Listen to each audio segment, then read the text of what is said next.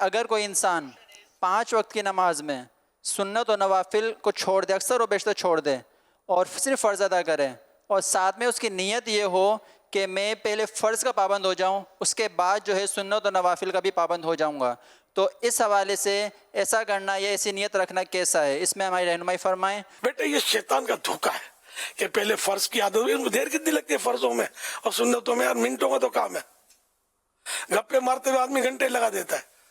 تو اس لیے جو سنت موقدہ نمازیں جیسے ہوتی ہے نا، تو ان کو چھوڑنا برا ہوتا ہے اور اس کی عادت بنانا گناہ ہوتا ہے۔ تو یہ کس نے کہتے ہیں فرضوں کی عادت بنانے کے لیے سنت موقدہ چھوڑنے کا گناہ کرتے رہو؟ ایک بار چھوڑنے سے گناہ نہیں ہوگا، لیکن برا کیا، یہ اساءت کا درجہ اس کا، تو اور عادت بنائے گا یا بار بار ترک کرے گا تو گناہ گار ہوگا۔ تو اس لیے سنتیں بالکل نہ چھوڑی جائے، نفلیں بھی نہ چھوڑی جائے، پڑھتے رہے، ورنہ یہ شیطان سست بنا دے گا، پھر یہ دوبارہ عادت پڑے گی نہیں۔ تو ایک ساتھ سب عادتیں اگر آ جائیں گی تو اتنی دیر کون سی لگتی ہے؟ جب نماز میں دل لگے، خشوع و خضوع آئے گا تو مزہ آئے گا، ایک ایسا لطف آئے گا کہ جی چاہے گا کہ پڑھوں، یہ وہ کیوں چھوٹی ہے میری، وہ کیوں چھوٹی ہے، سب پڑھوں۔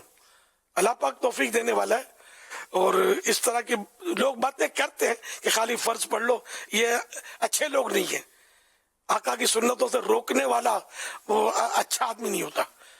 سنتیں تو بہت ضروری ہے، اپنے لیے آدمی قرار دے کہ نہیں میں سنت نہیں چھوڑوں۔ الحمدللہ ہم تو ویسے اہل سنت ہیں، ہماری تو پہچان ہی سنت ہے، ہم سنت کائے کو چھوڑے بھائی؟ صلو علی الحبیب صلی اللہ علی محمد۔